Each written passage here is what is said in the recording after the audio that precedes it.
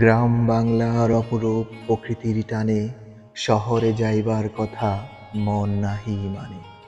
গ্রামের এত দৃশ্য কোথাও আর পাবে, শহরে কালো দুয়ার শ্বাসকষ্ট তো হবেই।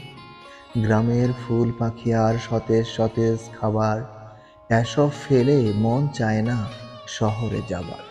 শহরে এত দূষণ, রোগ সকলের মুখে, গ্রামবাসী না খাটুনি করে থাকে অনেক সুখে।